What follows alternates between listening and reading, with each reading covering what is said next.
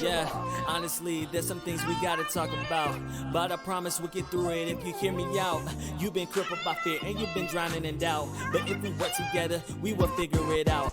Honestly, this is not a love song. It's a song for the world who's been loved wrong. It's a song for the people who trying to stay strong in a world where the leaders don't even know what's going on.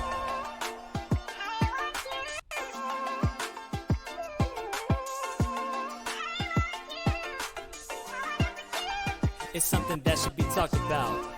What's up, everybody, and welcome back to another episode of That's Something That Should Be Talked About. We have a very special episode for you guys today. We are on episode 13. Yeah, baby. Yes. And as you can see, we have some new faces. We have my very, very best friend, Sparkle. Hello. Yes, and then we have her boyfriend, Matthew. Hey, how's it going? Yeah. And then, obviously, I am Tyrina, and to my right, DJ Shabach, what's up, people? And to my right, Flo, hi. And then we can't forget about our producer. Yo, what's good? Byron. And real quick, Byron, do you mind turn the camera a little bit more, the wide camera, to get Flo a little bit more? Where were we? Okay, Intro. introductions. All right.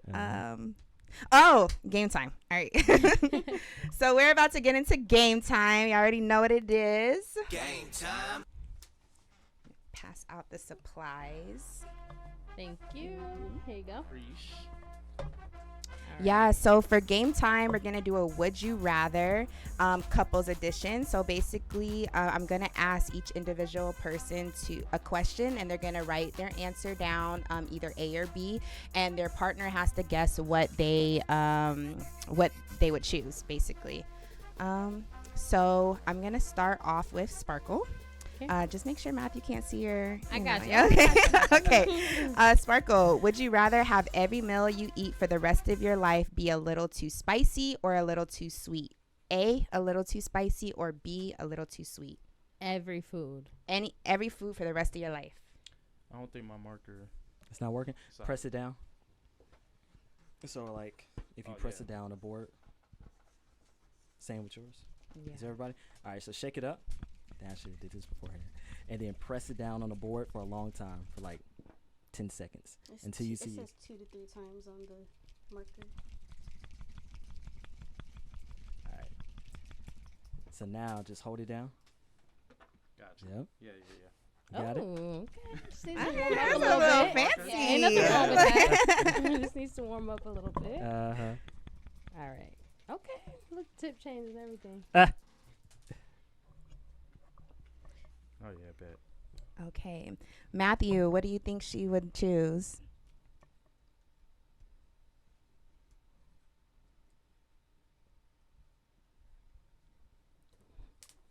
All right. You ready? Go ahead. What do you Everything's think? a competition. Oh my gosh, Matthew. But do you think she wants her food a little too spicy or a little too sweet? I'm doing the reveal. Do the reveal. Too spicy. Too Oh, you got spicy. it right. Hey. Yeah, there you go. Yes. Okay. That was probably an easy one. That was All on right, Flo. Would you rather speak all the languages of the world or be able to speak to animals? Or only be able to speak to animals? Only. Sorry, I read that wrong. Pause. Would you rather speak all the languages of the world or be able to speak to animals?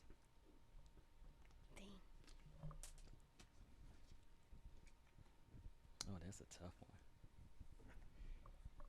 Do we vote? No. Oh, okay. Oh, wait, so he's going to guess. Yeah. Right, Got okay. you. Cool. Okay. Now You got listen. your answer? Yeah. Like I said before, I have dyslexia. So what I'm going to do, I'm going to abbreviate. How about that? Y'all could really put A or B, honestly. Oh, okay. Yeah. Okay. So what's A? A is all the languages of the world, Uh-huh. or B, speak to animals. Okay. Yeah. Boom. I'm ready. All right. What is y'all's answers? I did all languages. All Yeah. languages. Okay, there you Makes go. sense. It's more- Got it I think that correct. would benefit you more. Oh, for sure. Yeah. Listen, I ain't trying to be Dr. Doolittle over here. I thought about it for a second because I used to have a dog, Mhm. and so I would want to like talk to him. You It's wouldn't like- want to talk to him? No, I want to talk Oh, to him. yeah. So I was like, but you know, Oh. languages is better. Language, Mhm. yeah. Speaking. All right, Matthew. Would you rather have your partner wake up barking like a dog or meowing like a cat? Interesting. Is it like at the same volume level? Whatever context you want to put in. Would you rather A, barking like a dog, or Oh yeah. Thank you. or B, meowing like a cat?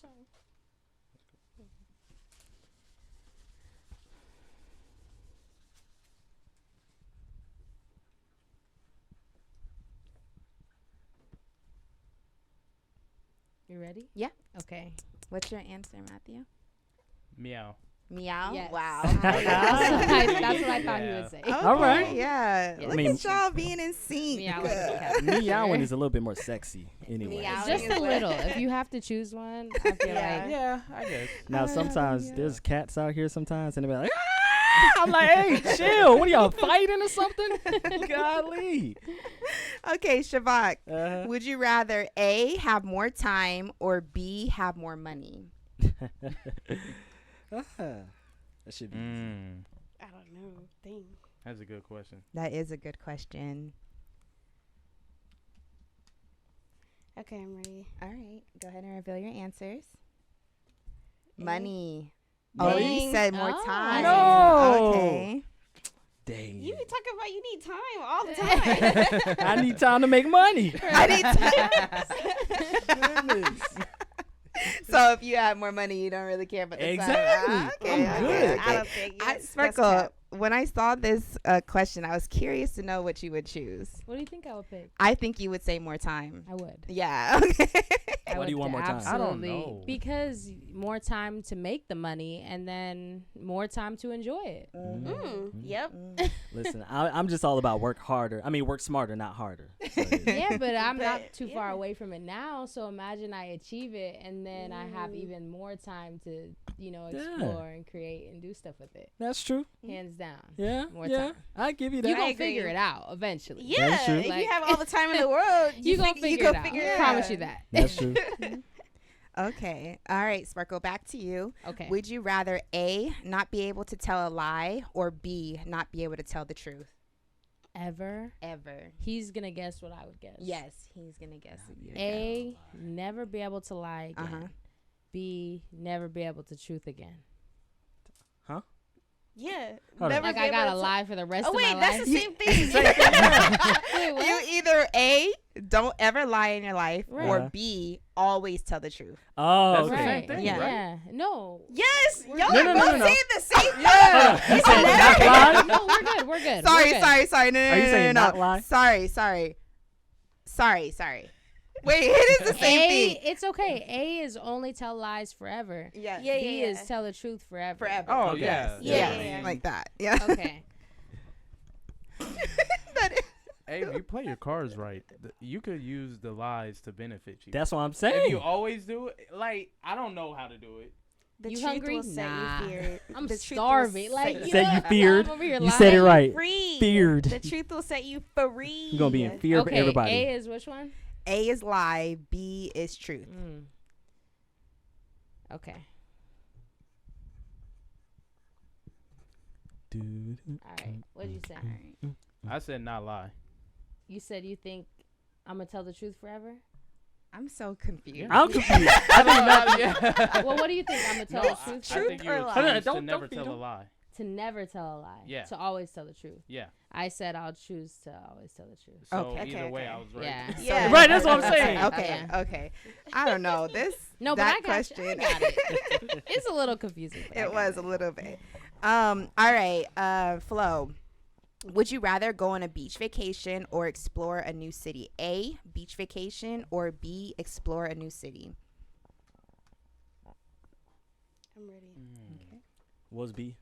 B is explore a new city. That should be really easy. Hopefully. Don't say that. All right. Reveal your answers. Beach, B. Oh no. Dang. Shabach. Okay. I'm the beach person. Shabach, when have I ever said, "Oh yeah, let's go downtown to explore"? A new city. A new city. No, I've never said that. All right. That's crazy. I'm the one that's always talking about the beach. You're like, sure. Shabach, I talk about the water all the time. What's at the beach? Water. I guess so. All right. Matthew, you're up. Would you rather go skinny dipping, A, or B, join a... Sorry. Would you rather A, go skinny dipping, or B, join the Mile High Club? Mile High Club. Oh my gosh. Do y'all know what the Talk mile? about Okay, I don't know if I should This explain it question for the was viewers. brought up. For our audience think who they're doesn't Skinny understand, dipping or join the Mile High Club. look it up. How about that? Yeah, Google. Yeah, Google what the Google. Mile High Club is. But yeah, what would Matthew rather do? Skinny dipping or a Mile High Club? You ready? Yeah. Okay. Yeah, what'd you say? Skinny dipping. Finally! You're lying. Finally! You know how Oh. little space there is You're on an telling airplane, on a lie. commercial You don't flight? care. I don't Well, believe you. that's true. You said- But if you're giving me the option to have like a lot of space, like what am I gonna? Now I can't swim. You're telling me. All right. So why would you- Let so me why let would you you listen. go skinny Listen. dipping? What right? she wants to Two do. women come to you and they're like, They're we can get immediately on a- hotter in the pool. But That's fine. Okay. Because they're right. But we got two women, right? Mhm. Attractive women. They come to you and they're like, we can either get on a flight and we would both like to pleasure you while on that flight. Mhm. We didn't go out to be in the bathroom. Like in the Facts. seats, we got 3-seat planes. Like, okay, you're telling me they tell you, or we can go swimming with our clothes off. You're choosing that. is it a commercial flight? Okay. Yeah, because there's 3 The seats details next to matter. each So other. yeah, Okay. it starts to make sense, All right? right, Yeah. Whatever, I still- But finally, y'all got one wrong, Right. making us look So better. we're just failing. Don't Hey, they say got that. we got Don't say that. they Not got one more to failing. get wrong, and we'll be tied up. The last question's on you, actually. Oh, really? Yeah. All So right. this is actually gonna make it or break it. Shabach, would you rather get a sensational? Sorry. Would you rather get a sensational shoulder rub or a foot rub? You from your mean partner? sensual? Yes, I do mean that. I was trying to Like play it off. sensational. Okay, I was Thank trying to you. play it off. What kind of foot rub? Just a regular one? It's both sensual. It's sensual shoulder Sensual rub. shoulder rub or sensual foot rub? Yes, Mm. A or B. A shoulder rub, B foot rub. This gonna be easy. Okay. You ready? Yeah. What is it? Shoulder. Ah, Okay. look at you. Okay. I'm ticklish on my feet. It's- All right. Well, honestly, They won. Yeah, they did Yeah. because y'all got 2, but it's okay. All right. This episode is all about communication. All right. Yeah. So it just lets us know y'all gotta talk about. Now we gotta talk. You are She hilarious. made me nervous when she said this will be easy. I was Right. I know, right? like, you want these back? Or? Yeah. Okay. Thank you. Ooh, okay. Balancing over here. Okay. All right. Yeah, that was fun. All right. So we're about to get into our topic of the day. Oh, jeez. You okay? Yeah, my eye is just burning for some reason. Uh-oh. All right. Yeah. So the topic of the day is absolute transparency healthy or harmful in relationships? So basically, what I'm going to do is ask both of these couples a series of questions, and ultimately, we want to answer the question: is transparency, absolute transparency, healthy or harmful in the relationship? So starting with you, Sparkle and Matthew, can you share the story of how you both met and the journey that led y'all to you, the current relationship that y'all have now? So Matthew and I met on Bumble, and the conversation was just going really well. A lot of really long messages back and forth, and then we decided to meet. And then we met up one night to hang out and just kind of talk. Yeah, so it wasn't anything. It was like late at night. You know, it was like, hey, if it's just to, finally introduce each other, so be it. We ended up, getting in the car, finding a spot, and we literally just talked for a few hours, and it was like the best conversation I had.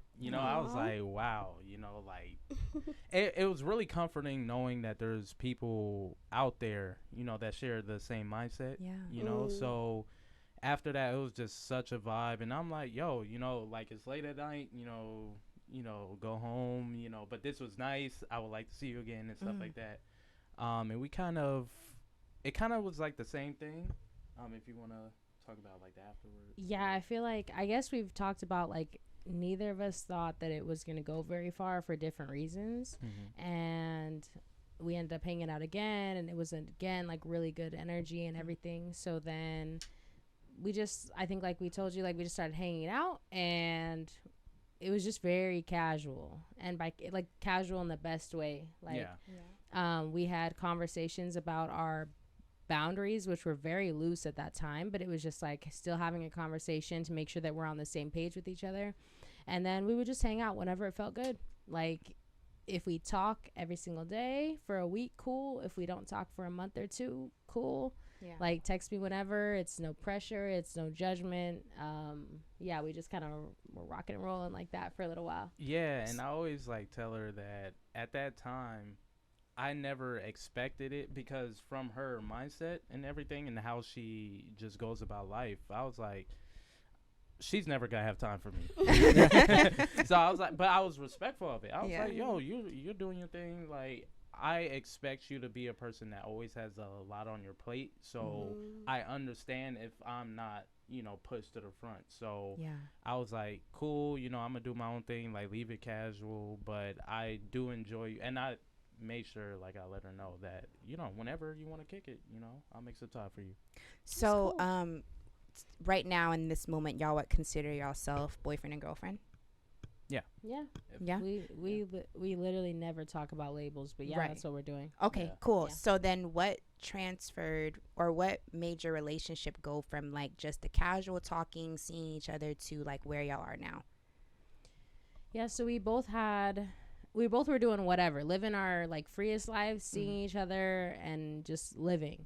And we did have an agreement where just like notify each other. Well, I said I would like to be told. He actually said I would like to not be told what like else you have going on. But for me, like, I like to know. It's just part of my personality. So we were, working with that arrangement. It was perfectly fine. And then one day, like a year in or so, he told me that he had slept with somebody.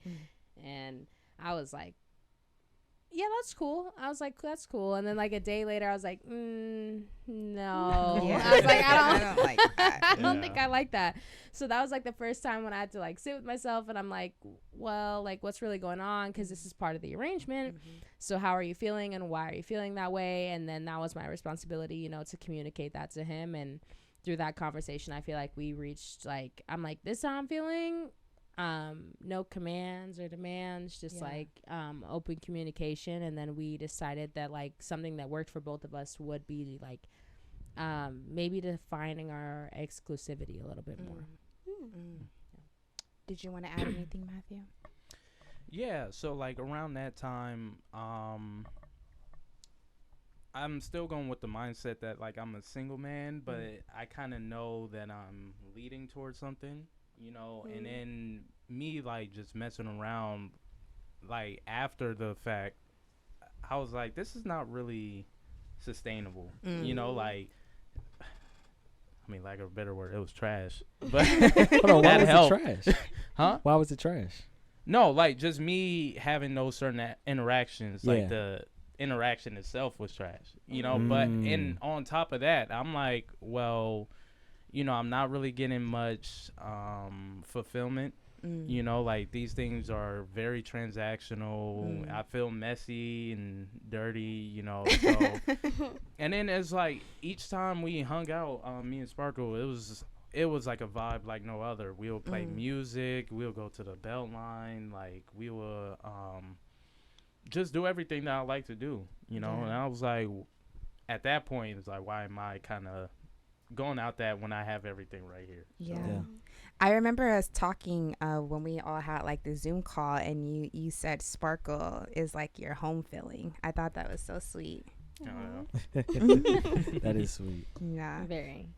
All right. So yeah, Shabach and Flo, how can you share the story of how you both met and the journey that led to your current relationship?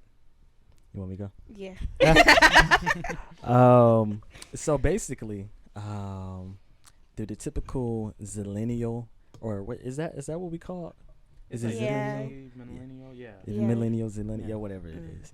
Snapchat, social media.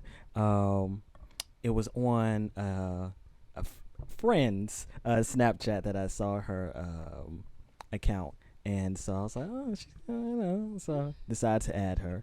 Now at the time, I didn't think it was going to go anywhere. Yeah, just to put it out there. Just simply because of where I was. Honestly, I think I said this before. If I didn't meet Flo, I probably would have been a part of the red pill community. The incels or whatever you want to call that. But thankfully, I met Flo, and so after first chatting and everything, I was like, all right, I think we should actually hang out in person. So we decided to take it out in person. I think we started talking in August. Yeah, and then we didn't end up meeting till like October 27th. Yeah, October. Oh. How I remember Not the day, with the you day. don't. Well, That's crazy. See? it's 5 years 0.1. ago. Exactly. We count them. Exactly. So we decided to meet up in person. And what we did, it was pretty dope. She brought her chaperone with her. Shout Okay, out. first of all, Chaperone. no, I did not bring a chaperone. I brought my best friend because I was very much like, I've never seen you in real life, Yeah. and we weren't like, he wasn't my boyfriend, so Yeah. it was kind of like, okay, I'm meeting this random dude. Yeah, girl. And Every so- time. No, bring I'm somebody. bringing my friend. Send And your he was like, location. why is your friend here? And I'm like, because I don't know you. You could Okay. literally kill me. So, So you didn't tell him that your friend was coming? no, I did. Oh, okay. Yeah, I thought okay. you told me I at the did. last minute. No, I said I was bringing her Okay. because we never met before. Please. Please. So yeah, that first date, it was very nice. Thankfully, we chatted beforehand because I was like, is this girl even interested in me? Oh yeah. She was I giving remember her seeing whole that. RBF face the whole time. Her friend was trying to hype her up more than she was just like, I was just nervous. That's all. and so after, granted, I was able to realize that. So Yeah. we were together for a little bit until I was doing some stupid stuff. I was senior in high school, and so I always had this dream of going to college and experiencing that college life. And so I was like, maybe I want to end things. So I decided to end things. Then So wait, how did y'all get together though? that's I guess that's Or were y'all together at that point, or was it kind of like, let's end things? I see what to you're not saying. talk? So- Oh, Yeah. he asked me to be his girlfriend, Uh-huh. and then we kind of like, I think in November I did. actually. yeah, Mhm. and Yeah. then we like were in a relationship, and then he was kind of like, yeah, I'm going to college, and I want to try different restaurants, and I was like, Here she Restaurant. Here she goes. I was try like, the mignon. go deep. Not different restaurants. Listen, I thought it was the best. I'm an analogy guy, so I thought Yeah. it was the best analogy I am ever. not. That sounds like a analogy. lie. And so, now granted, in hindsight, it's probably one of the worst things I've ever said. Okay, I like that revision. I like that review. And so, yeah, I was like, yeah, I want to go to college and experience. Yeah.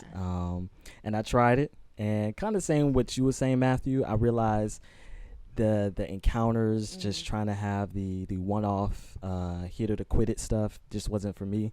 Because you got your whole family, the men in your life, even some of the women, like, oh, you going to college? Oh, you going to Georgia State? Oh, them Georgia State women.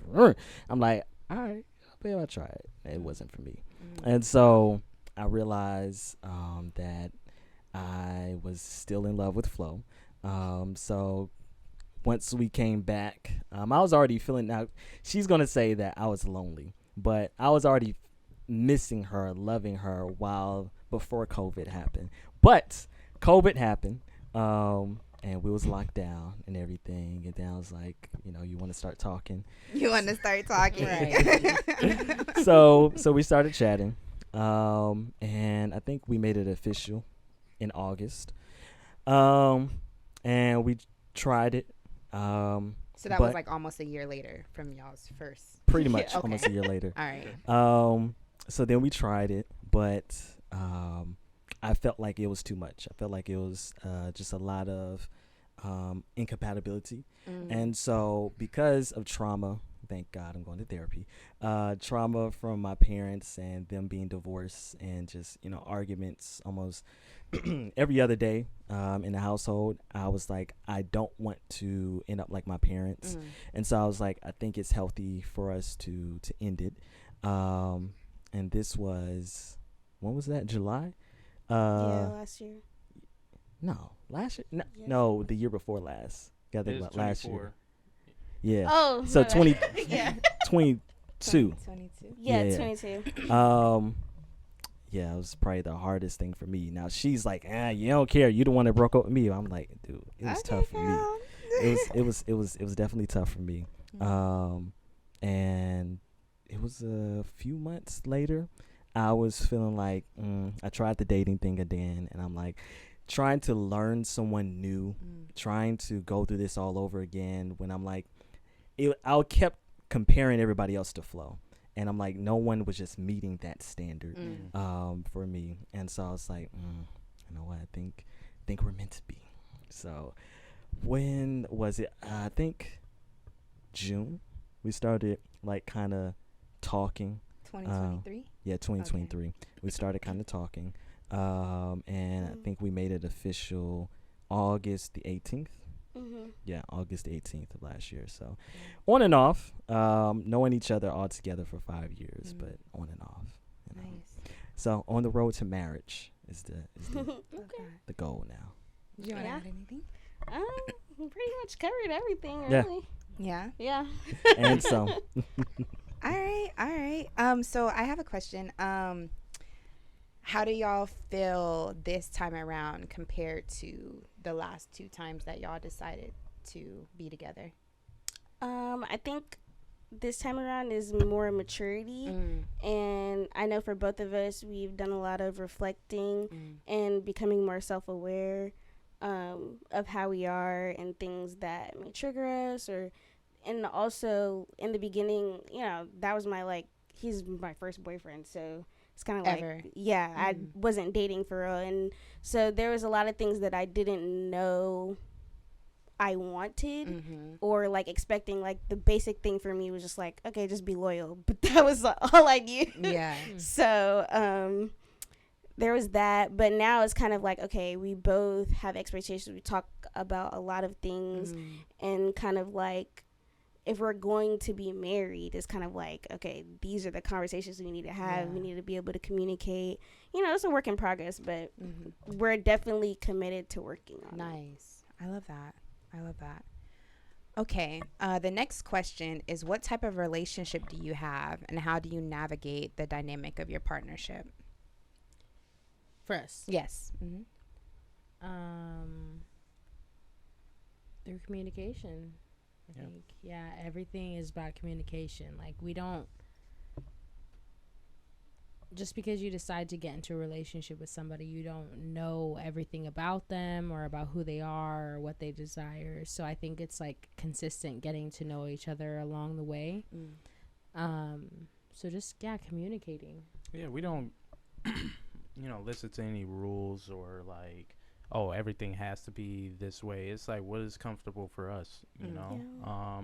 And if anything changes, we make it a safe space to where whoever it is can, bring that to the table and just like, hey, this is how I'm feeling, or this is what I'm moving toward. How do you want to go about it? And I feel like for the most part, we just aligned, the whole entire time. It's like, hey, I'm feeling this way. You're like, you know what? I am too. Yeah. Like, so it worked out. Yeah. Okay. So like, because I know that we try to stay away from labels and whatnot, but like we talked about in the Zoom call, would y'all consider yourself to be in like a monogamous relationship, or like how would you describe that? I would say closer toward monogamy than anything. Not limited to. Just because, you know, we know how we feel with, you know, physical attractions. Like, I look at her, she will even tell me like a story. It's like, yeah, I found that dude attractive. I was like, yeah, it's natural for you to find other people attractive. Yeah. Like, that's a very human quality, you know? So, and then vice versa. So, and sometimes we'll see a booty on the street and we're like, God damn, you know? I'll top that. So, yeah. I haven't, like I was telling you, I have not found a word for it that makes me think like, yeah, that's what is going on here. Yeah. But in the sense that we are comfortable with each other and we're not actively seeking anything with anybody else, I would say like at the foundation, it just doesn't feel right. Monogamy. It's like it doesn't feel right, but we know where home is. You know, yeah. So saying open relationship, like I want to say open relationship, but what I mean when I say the word open is like we are open with each other. Yeah. Like I feel like most people are like open relationship. We can go look and do whatever, but it's like no, open feels right, but it's like we are so open that it's just like whatever comes up, it just comes down to communicating with one another and being transparent. And then even if it was like, hey, I got something going on, like we had a conversation about recently, I'm like, I'm not telling you the information so that you can just nod your head and say, okay, you're allowed to respond in whatever way you want. So if it makes you comfortable one time and then uncomfortable another time, that's the purpose of the communication. Yeah. So, you know, like, oh, I don't like that so much. It also doesn't mean the person has to stop. It's like, okay, well, let's talk about that and let's find something that works for both of us, whatever that looks like. And I feel like when you have those uncomfortable conversations, when you finally, you know, bring out your truth, you start to learn stuff about yourself, you know, and then you're like, oh, you know what? I could connect this to this. Damn, like I never, you know, really thought of it that way. And it's relieving when you have a partner that can receive it in a, I guess, positive light. Like it doesn't have to align with them, but they can at least receive it and just like try to see where you're coming from. Yeah. You know? Okay. And then how about y'all? What type of relationship do you have and how do you navigate the dynamic of your partnership? I would say monogamous. I mean, we're not married yet, but monogamous. And what was the part 2 question? How do you navigate the dynamic of your partnership? I don't know. I mean, it's just, I guess I didn't prepare myself for the question. I guess the navigating is just the standards of a typical monogamous relationship where we are together, we're each other's partner. I guess for me, there's nothing really more to it other than the fact that we talk to each other about how we feel. And I guess the foundation is about us getting to marriage, on the road to marriage and building a life together. So yeah, I don't know. I don't know if there's more to add to that. What you think? I mean, I would say communication is something that's a big part of it. Yeah. It's kind of, I don't know, like the question is kind of weird to like, well, I guess it's because ours is kind of just traditionally just monogamous, which is kind of what the norm is for most people. Yeah. It's kind of like, okay, I don't really know how to explain it more. Yeah. What do you say is monogamous? Yeah. Okay. I think that can go into the next question. How would you describe your communication styles within the relationship and how have they evolved over time? And so what I heard from both of y'all is that, or the four of y'all, both sets of couples, is that communication is definitely key within the relationship, being open with your partner. So I guess my question for y'all is, I know that y'all are monogamous, but like, obviously, we're not blind. So like, if there is a time when you do find somebody attractive or whatever, do y'all have that open to communicate with, or like how do y'all navigate through that? I would say with our beliefs and the traditional value is that not necessarily where in I guess our monogamous relationship that, and this is ours specifically because I have heard of some people being in a monogamous relationship, but they would do similar to what you said. Oh dang, that she got it. For I guess for us though, it's a respect of a boundary thing. Okay. That if you find someone attractive, obviously you're not blind, but I don't need to know You that. don't need to know. And I don't, and Flo would always say, I don't need to catch you looking. It's just, I don't like it. I don't want, it's not that like you don't have eyes. Yeah. It's just like, I'm right here, so why are we looking at everybody else? That's just how I feel about For it, I sure. guess. But if he's by himself, I can't, like, you got eyes. I got eyes too, but I'm not letting you know Gotcha. every single woman that every man that I see. Like, I don't need to tell you who's flirted with me, who's done this and all that and the third. Okay. I just don't find it necessary for Yeah. our relationship. And like you said, for our relationship, it goes back to the dynamic of what we're building. So to have a traditional marriage and everything, that we are each other's partners solely. So therefore, it's setting up ourselves for that standard for now and going forward. She told me that her man crush is Jason Momoa, and I'm And like, here's a perfect I ain't got example. no beard. Here's a perfect example of why I I ain't don't tell Hawaiian. him about dudes that I find attractive. Because he asked me one time what actor I could find attractive. I said, oh yeah, Jason Momoa is fine. Like, that was one time he asked me, and now he can't stop talking about it. But you know how many times I hear an actor, woman, celebrity crush in my ear? Oh my God, what's that? Grownish, the girl from Grownish, Yeah. or any what's her name? You Chloe talking about Bailey. Yara? Yeah, Or Chloe yeah, Yara and Chloe Yeah. Bailey. Just talk about all these women, but Yeah. you can't handle a man. That's for me. It's like, if you can handle it, let's go. Yeah. But if you can't, then keep it quiet. Hey, well, hers was Burna Boy, and that sucked. Burna because I Boy. I'm said, like- I Burna said Boy. that one time. Exactly. but See? hey, but it sucked because I was like, I kind of like his music, you know. So, Wow, so now you gotta hate the man. right, I was like, I'll play him. I said it one time. Okay. see, you get it.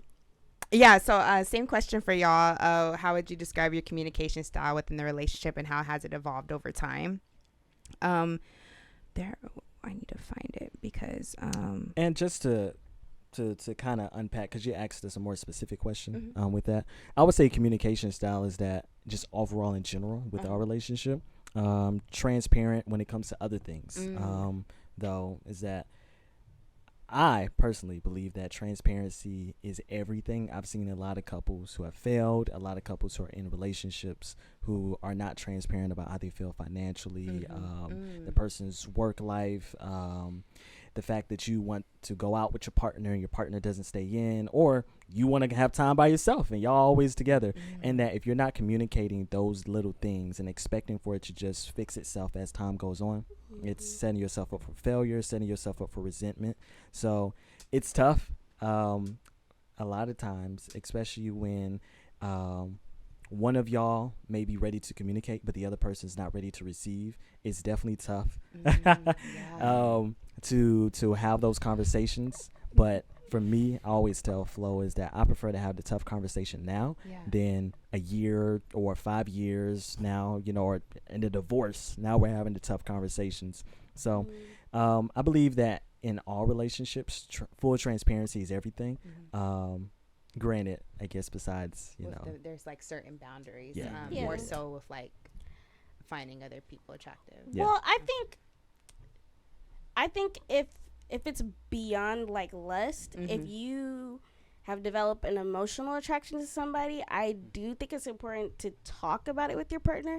But like for me, it's kind of like a modified, like I don't need to know every single emotion you have for this person. But obviously there's something wrong with our relationship if you are like finding I don't know, I think the word is solace, or you're comfortable with somebody else emotionally, and I'm not able to provide that for you. So I do think it's important that we communicate that in whatever type of relationship you have, because then obviously if I'm emotional with somebody else, emotional could lead to other stuff, and now I don't want to be with you. I mean, if it's monogamous, but Yeah. So I like the point that you brought up about you're ready to talk about something, but your partner may not. Yeah. So how do y'all go about that? What type of communication do you go through if Flo is not ready to talk about something that you're ready to talk about? Well, when we first were together, I was not in a household that I was able to see like both my parents, I guess, being transparent. Whenever it got heated, I always saw my dad get up and leave. Gotcha. And my mom was silent. So, I don't know. I'm not in their marriage. I can only see from third eye. But I kind of had that mindset going into this relationship. Yeah. And especially when it was emotions that I were feeling intensely. And I was like, I don't want to do something to harm you or hurt you, but you're consistently pushing with the conversation. That was back then, but now we have a communication where it's like, okay, I'm telling you that I can feel myself getting to a certain point. We need to pause this conversation, or we need to stop. And, that also comes with modification with me as far as regulating my emotions so we can have productive situations. But for the both of us, it's kind of like communicating, hey, this conversation, not right now. We could visit it another time, or give me a moment to process my feelings. So just a combination between like right now and space. Yeah. And something that we're trying to lean into is not saying things on a daily basis, but wait till like what we said, 2 weeks or a month? 2 weeks, like 2 every weeks. 2 weeks. Yeah, every 2 weeks. Something, yeah. Pressing, because a lot of the times Shabach is a little critique type of person. So, and I'm kind of just like, whatever. So I'd be like, okay, you do it too much. Like, it's like every other thing you're saying something to me about. And it's like, I'm trying not to resent you, because it feels like, okay, why are you with me if you have so much to say? So we kind of like, okay, 2 weeks, if it's something that's not that deep and you can get over, or if it's something like, hey, actually this is bothering me a lot more than I thought it would. So yeah. And it's also learning each other's attachment style. I guess has been the phrase that's been going around lately. I am more the anxious attachment style. She's more the avoidant. So we will both have issues about something or about each other. It's that I'm ready, hey, for me to get over my anxiety about it, let's talk about it. Like, let's go ahead, have the conversation. For her, she naturally avoids the confrontation. And so it's us finding how can we meet in the middle when we have to have the conversations. And, sometimes it takes me having to poke her to be like, can you go ahead and say how you feel? And because I'm like, I could feel something, but you ain't telling me. So meeting in the middle, and that's one of the ways that we're trying to do that. Is like every pretty much month where we come together and we say, hey, here's what we're going to do. It's tough. It ain't easy. I don't think we made a month yet, but we're trying. I like that. Yeah. Do y'all have anything to add? Repeat I can repeat the question. How would you describe your communication styles within a relationship, and how have they evolved over time? I would say communication style were hilarious. That matters. Yeah, that helps. And it our sense of humor it could go as far, and it makes it easier to talk about things because it's like, oh, this person is like, if I have to go there, I could go there, and it's like you can kind of put humor to soften things a little. Can you put the mic closer? Oh yeah, my bad.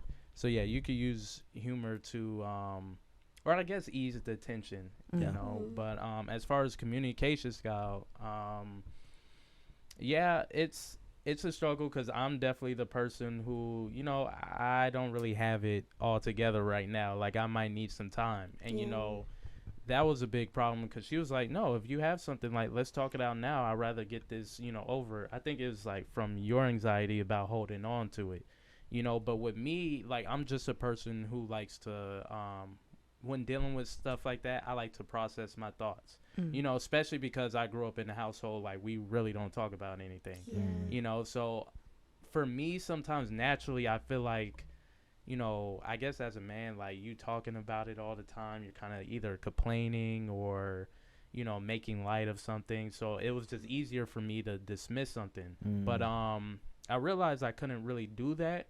But at the same time, I had to communicate with her, and it's like, I mean, I don't want to just blurt out anything and then, like, misspeak or like say something I'm really not feeling. I'm just really trying to react to how you're feeling, so it is tough because, she heard that when I explained it to her, and she tried to meet me halfway. And then she was like, well, you see, now I'm just waiting for when you're ready. But now what about when I'm ready? Yeah. So I was like, yeah, you know what? That's something. It's not perfect. Yeah. But we at least, like, have that acknowledgement about it. Yeah, I Real think quick, we're in a really Matthew, good do you place. mind sliding in? So Oh yeah. I want to make sure that everybody can see you clearly. There we go. But go ahead. I'm sorry. No, it's okay. I do think that we, first of all, at baseline, we're both very honest people. I don't think either of us are walking through life too concerned about how other people are going to receive what we say. We're more concerned about if we get our message across. Okay. And I think we both have the ability to do that in a respectful way. So that helps. But I think just at baseline, we're both very honest. So that helps. And then we come together, and I think at the beginning, there was a ton of transparency. It was very open. So it was easy. When we defined things a little bit more, then it got like, okay, it's important that we understand our communication style because we're now spending more time together. It's exclusive. So you do need to be able to rely on your partner, and trust them. Yeah. So, some more conversations need to be had. But yeah, I definitely, Matthew's definitely on the more, we can never, like, if I ignore it, we can just never talk about it again. Yeah. Like, and that will be fine. And I'm more, I was more on the, like, no, immediately. Like, if I feel that way and there's a change in energy in the air, we need to talk now. Yeah. So it definitely, I think, like you guys said, it was a matter of meeting not even in the middle. It was a matter of growth for both of us. Because while it is okay, I still have the perspective of, like, it's okay to address things soon. I had growing to do because my whole life thought, no, the way my mind works, I know how I feel right away. Something happens, I know how I feel, I can speak on it now. And that's just how I thought my personality was. And then I ended up reading something that was talking about starting to practice taking more time. Just start taking time and see how that affects you. So every time I felt like a surge of emotion, I started waiting. Instead of that minute or that hour, I would wait like 4 days. And that was a lot for me. I know, like, for thinkers, they're like, a month might not be enough time. But for me, that was a big deal. So I started just taking more time. And I actually started realizing that the way I would feel days later was significantly different than the way I felt an hour later. And so it made me think, like, how often have I not given myself the opportunity to learn about how I actually feel because I reacted instead of responded. And so, there was growth to be done on both ends. I think, like, even though like I said, I do think it's okay if you're ready, you can start talking, but also, like, give yourself the respect of allowing yourself a little bit of time to understand how you feel. So then you don't end up communicating something that's more of a reaction than a response. Like, you say a lot of stuff, but you might not even feel that way, or you haven't given your emotions enough time to develop. So I, have implemented that. Now I'm same with you guys, 2 weeks works for you. Sometimes after that 4 days, I'd be like, I don't even care about that, or I would never think about it again. And it wouldn't even come back, So learning to give myself time helped me realize, like, okay, like, I have growth to do. This can apply to every area of my life. And then we can have a more productive conversation because I actually know how I feel. I've played with solutions, and things like that. So I think that was my part of like reaching, and for growth. I don't think it's like we're reaching for each other or even reaching to meet halfway, because I don't think you should compromise yourself for anybody else. Yeah. But when you're not compromising yourself and you're reaching for growth, then that's different. It's in benefit of me, and it's also in benefit of the relationship that I'm maintaining. Yeah. So I think we both got a lot of benefit out of that. And through conversation I've seen on Matthew's end, it's been like, there were times when I'm like, hey, I'm reaching, can you reach? You know, and I did have to say that, but it just means like, I see that there's growth here for you too. You know, like I learned not to ask like for anybody to change or to be different for me, but to be different for themselves. Like, here's an opportunity for growth. Do you also see it as an opportunity for growth? And then we can work from there. Yeah. Yeah. Yeah, I like that. I know there's been times when me and you have talked and you'd be like, this is what's bothering me. And then like a couple of days later, I'm like, did y'all talk? And you're like, no, haven't talked yet. I'm like, oh, okay. And then like a couple of days later, you're like, oh yeah, we finally talked. And it's like, oh, wow. Like you really took some time. I learned. And that's because Tyrena knows me. Like in the past, I'm like, now, like I know how, let's go. Yeah. Let's talk about it. Why would I wait days and lose sleep? And this man's sleeping soundly, so I'm up stressing, this man is asleep. So that's also part of it, is recognizing that like, why are you losing sleep when you know everything will be okay?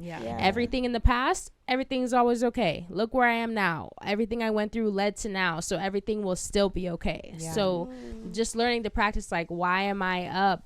Why he's sleeping for a good reason, because he should be. Allow your mind to rest, allow the sun to rise. It'll be a new day, and then like hopefully you can calm down from where you were, and then like I said before, like respond rather than react. So I did learn. There were times Tyrena brought that up to me. She's like, I would be surprised that you still hadn't spoken to him about that. And a lot of the time it was because I'm like, it takes me a little bit of time to get to know myself. Like Matthew said earlier, like some things present an opportunity for you to learn more about your own self. And so I would be upset in the moment and I'm like, oh, I'm angry. But anger is always a secondhand emotion. You felt something first and then the anger came. So it's like, sometimes it's like you have to take a little bit of time and allow yourself to uncover like, okay, what was the primary emotion here and what triggered that? Like, why did I actually feel that way? What's the actual problem? It might seem like the way the food was cooked was the problem when really it was the seasoning. Right? So it's like, give yourself a little bit of time to like find yourself so that you don't have a 2-hour emotional conversation with your partner that didn't even touch on what the real issue was, because then next week you're gonna be mad again. So yeah. Good. Did y'all want to add anything to that before I move on, or? Yeah, I just think your way of thinking is really like refreshing. Yeah, I love that. Yeah, it makes it easy on this. Yeah, I'm sure it does, Matthew. If y'all want to, can you share a significant challenge or conflict you faced as a couple and how you resolved it? A significant challenge or conflict. You can pick. We don't have many. Yeah, we don't have many.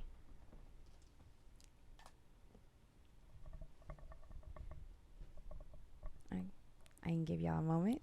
Do y'all have one? Significant challenge or conflict. Or conflict. I would say significant challenge or conflict would be, I guess, the communication. Similar to what was just saying, is just understanding each other's needs when it comes to communicating. Flow has definitely grown me, because similar to what you were saying, I definitely was a reactionary person, but more specifically that I was a my way or the highway, just because that was kind of how I grew up. And sometimes it's not about, and having to understand that sometimes it's not about who's right or wrong, but just what is the best thing for this current moment.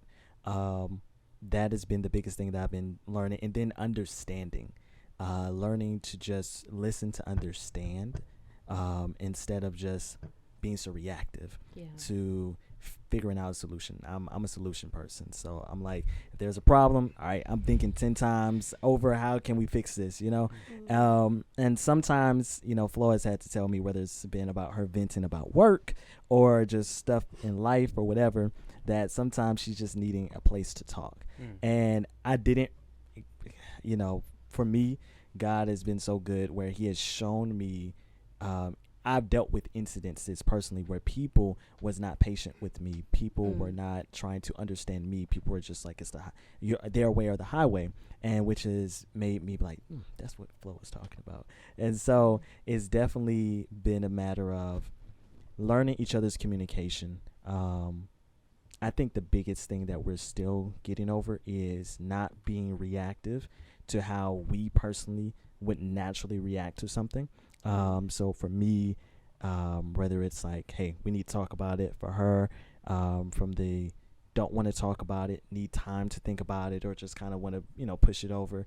And I would tell her that, hey, you can talk to me, you can tell me whatever you're feeling, but understanding that it's more than just a conversation, it's a feeling, and that she has to feel like she can share without being judged, without feeling like that I'ma just dismiss it. So I've been working on giving her that space to feel like she can be open and transparent, because the thing I've been learning is that oftentimes it's not the other person that's the issue. Sometimes it's you having to step outside of yourself and learn how to operate with somebody else, you know. So I would say that's one of the biggest conflicts. Yeah. Yeah, I would just say that for me, I guess that the part that I kind of contributed, because I don't want to make it feel like it was just you, but I grew up having to feel like I had to be defensive with my parents, and so that kind of bled into my communication. And a lot of the times, in addition to the fact, like, okay, I don't want to talk about it, so now I'm listening to talk about it, and I don't want to hear what you're saying, so I'm going to be defensive about everything that comes out your mouth. And so, like, before, I really didn't care, because I was like, you're just saying things, you're not, like, in my perspective, I felt like you weren't being truthful about how I am as a person and everything like that. So I would be like, okay, whatever, like, arguing. But now it's kind of like, okay, I'm being patient with you and understanding that you're not trying to come at me with hate. I do have to correct sometimes. I'm like, okay, look, there are certain things I don't throw in your face, I don't say to you, so I would like the same respect when we're talking about something. But I have learned to, like, okay, this is how he communicates. Yeah, it could get better, but right now in this moment, he's trying to say something to me that he feels like is on his mind. So let me step out of my defensiveness and try to understand where he's coming from with that. So, yeah. I watched a video the other day that this guy was kind of like doing like a skit or whatever, but he came to his partner and was like, hey, you know, what you did made me feel this way. And the partner was immediately like, what are you talking about? Like, what do you mean you felt this way? All that type of stuff. And the other person was like, whoa, like, I'm not saying that was your intention or anything. I'm just telling you how I feel. Like, you can't control how I feel. This is how what you did made me feel, and I would just like to talk to you about it. So it's just kind of like what I said, I think like 2 or 3 episodes ago about the Q-tip, quit taking things personally. That's like something that can be in relationships, is like knowing that if your partner comes to you with a problem or whatever, or telling you did something that affected them in a way, it's not personal. It's just, this is what it is. And as a partnership, we should come together and talk about it and come to some sort of understanding within each other. But yeah, that's what your story just reminded me of. Yeah. I think I saw that. Yeah. Is it a black dude? No, it was a white guy. Dude? Yeah. He sometimes talk in that very calm voice. I don't even know. This is my first time seeing him on on my TikTok. Yeah. Yeah.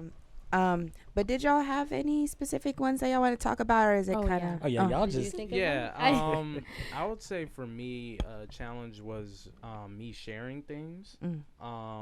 more so, I'm definitely the type of person, I deal with things by not dealing with it, or I guess my personality, I could just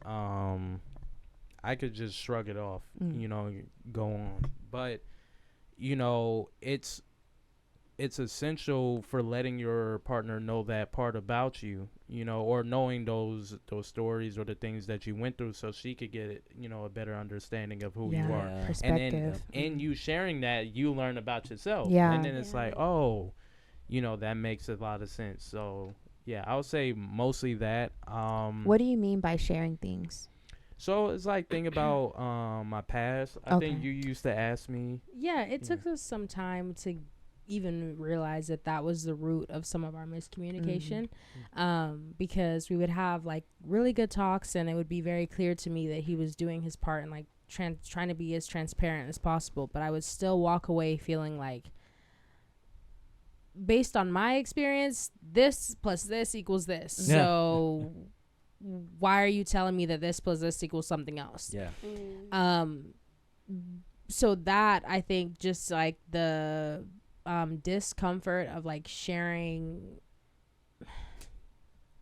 like, for example, for a while we were having like miscommunication with me expressing something and then like no response, and then after like talking deeply, one day he shared with me about how like in a past relationship he was like very heavily judged for the things that he said, even if he didn't mean them. So if he would speak too soon, it would be like he'd be held to the words that he spoke, even though he was still trying to process his thinking.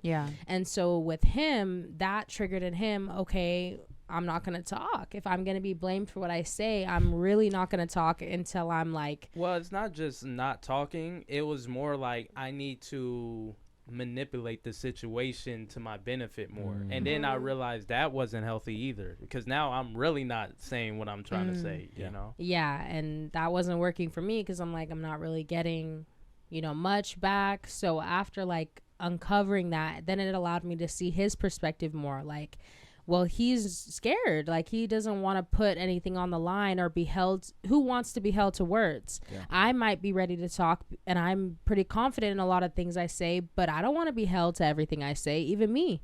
So I'm like, who would want to be like held to what they said and how they said it? So then that just required more communication and like my ability to express to him, like, and reassure him, like, I'm your partner. I won't ever hold you to something. There's always room for further clarification. With me, like, you can trust me. You can say things, and like, I'm understanding enough to allow you to like process out loud if you're ready, if and when you're ready to do that. So like that, like me not having that information was like, for me, I'm like, what's going on? You don't want to talk to me? You don't care? That equals not caring. But for him, he's like, no, I do care a lot. And, internally it's more like, I just want to make sure what I say is correct. And then I did my part as a partner to clarify to him, there is no correct answer.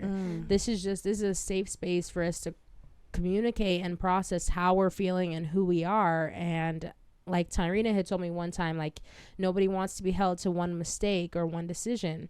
So if you said something and then you realize you should have said it different, I feel like a relationship should be a safe space to do both, to say it and then revise later.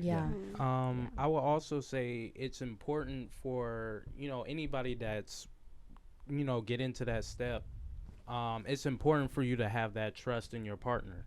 Because if you don't really trust your partner is gonna, receive that information well, then it's like, is it really beneficial for me to, come at it this way? So it's like, it's a two-way street. You have to provide that trust, and you got to receive that trust, Matt, take the bottom of your mic and then just push it up, like slide it on. Keep going. Right there. That's perfect. I concur with what you said. For me, I'm all about looking, and this sometimes is my downfall. I'm always looking in the future, and is this habit that we have now going to be beneficial for us in the future? And so I have been, in our communication, like, hey, we tend to have this habit of when I want to say something, when you want to say something, this is how it blows up. How can we create a place for each other where we're not going to get to that point? And so I think it's different for every couple and every relationship, friendships, family ships, whatever, is that everyone is going to have different triggers depending on who you're talking to, good triggers, bad triggers, and you have to be able to define that. And sometimes it worked naturally. Sometimes you naturally gel and boom, bop, bop is right there. Other times, which is most times, it takes work. And that's oftentimes the downfall of a lot of relationships, is not willing to put in the work of figuring out, hey, you need time to talk, or you need this safe feeling when we're talking, whatever it is that you need. And I think sometimes we are taught to be selfish inherently, and we lack empathy of how does this other person feel. And I know for me, I struggle with in the moment saying something and trying to get off my chest, and then later being like, okay, you know, whether she brings it up to me later or I'm like, dang, I said that? No, that's not what I meant, and etc. But not realizing how much that one little thing I may have said really affected her. So I definitely agree with y'all with that. Yeah. I know with me personally, you can be in the hot seat too. I know I struggle with feeling insecure about the way that I say things, or wanting to make sure what is coming out of my mouth is going to be received by the other person. Yeah. So basically, like, kind of just like what I said, I don't necessarily want to be held to everything that comes out of my mouth per se, because the way I said it might not have actually been what I meant, you know? So having that space with somebody, whether friendships, partnerships, whatever, having that space to be able to, like you said, process out loud. So it's not like you're just taking me and holding me to everything that I said. You're trying to understand, what do I really mean? Right. So yeah, that's And I think that is the key. Yeah. If we, like you said, Q-tip. It's Q-tip, right? Yeah, Q-tip. If we would stop taking things personally, or quit taking things personally, you can get past the insult or the thing that you feel like that person meant or how they meant it, and you can get to the root of it. Yeah. Like, what did you really mean? Because all this other stuff is not going to matter. We got to get to the root of it. So. Yeah, and I think the step further from that is, like with everything, like looking within, because if somebody said something and that made you feel, it doesn't matter who it is or why they said it. If somebody says anything and it affects you, that's a personal trigger. It really doesn't matter what they meant. If somebody tells you that you're ugly and you feel offended like that, it's because you're being triggered and you're thinking, oh, do people know I'm ugly? Yeah. Otherwise, that wouldn't have affected you. Yeah. So it's like, yeah, it is important in a relationship to get to the root of why somebody said something and what they meant. But it might also be an opportunity first for you to look within and say, why was that a trigger for me? Why do I feel like that was something attacking me or coming at me? First, like, talk to yourself. Like, why is that even an issue for me? Because if I knew what they said wasn't true, I wouldn't have been affected by it. Yeah. Then it would have just been like, hey, did you mean this? Oh, this is what you meant. Cool. And it would have been move on. Yes. So the deeper it is, the deeper it cuts, is like the deeper your uncured wound from the past is. So I think like a step further, you know, is like, okay, well, first of all, why am I being affected like this? Who in the past has made me feel like X? Do I believe that that's true? Yep. That's something internal. And then you can confront your partner and just say, hey, like, I kind of received this. This is something that I'm going to start practicing. I recognize it's an internal trigger. This probably has more to do with me than it has to do with you. But I am letting you know that I am sensitive to this. And could you maybe be more cautious in the future? You go. I was just about to say that. That's the key to figuring out why it hits you. Yeah. It's so you can teach your partner empathy about that particular topic. So there are certain topics for the both of us that we know are sensitive to us. I'm sure between y'all two as well. So therefore, now since you've explained why it hits, I'm not just like, man, you sensitive. It's I understand that there's something deeper to it, you know? Yeah. And you're not going to talk about it like casually. Yeah. Because it's like, oh, I know where this takes us. So I'm not going to like disregard your feelings or be like, oh, yeah, you're playing. You could get over that or whatever. Right. You know, You got to go through life more like, okay, I'm the main character, and what that means is that everything literally has to do with me, whether I like it or not. So how can I take the opportunity to express to others what I would prefer, and then give them the opportunity to choose? Yeah. And I used to go about life like, no, I'm going to tell everybody what to choose, and if they don't choose it, I don't like them. Yeah. Right. And a lot of people move through life like that. Like, I'll tell you how to please me, and if you're not willing to do that, you don't need to be around. Yep. That's not going to work for you. It's not going to work for anybody very well. So it's about like realizing, no, it's more of like okay, it's my job to uncover within myself my preference. And then my only work is to communicate to others what my preference is and give them the opportunity to choose what's best for them. And if what's best for them is in alignment with what's best for me, we are compatible. And also so you can protect each other from other people. Because if I don't know that that topic is a sensitive topic for you, or you're still figuring out that topic, when we're talking to other people, I'm like, yeah, you know, I love me some hot Fritos, you know, and hot Fritos is a sensitive thing. You was traumatized by hot Fritos, whatever. And so now I know to not bring up hot Fritos. All right, guys, let's just shift the conversation. I like that. You know, because that is something that we both struggle with, is protecting each other in the company of other people, is learning that, hey, I didn't like how you shared that story, and I wasn't ready to, you know, laugh about that yet. Or I didn't like how you brought that up and you made me feel some type of way around everybody. You know, that's just between us, whatever it may be. I like that. You know, so protecting each other. Yeah. Good. I know there's like between me and Sparkle's relationship, there's been times where like I didn't know how to gauge in that moment whether or not like you might have been uncomfortable or whatever. And so like after the fact, I would come to you and just try to figure out like, you know, in a situation like that, if I'm feeling like maybe you might be uncomfortable or like, you know, like, should I say something or should I let you handle it? Yeah, and I love that. She really has done that. Like, we've gone through something. I had no idea. I mean, I don't know what's going on in anybody's mind. So then later she'll come to me and she's like, listen, as your friend, I just want you to know I was deliberating. Like, I didn't know if I should. How do you feel? And that, I think, is something that should happen more in healthy relationships also, because it's like her not saying anything in the situation I'm thinking of on my in DR, right? The situation I'm thinking of, like, her not saying anything did not faze me. I'm talking, I would have never noticed if she didn't bring it up. But her bringing it up also, like, while it was an opportunity for her to learn more about me and how she can find comfort in our friendship, it also showed me how much she values our relationship.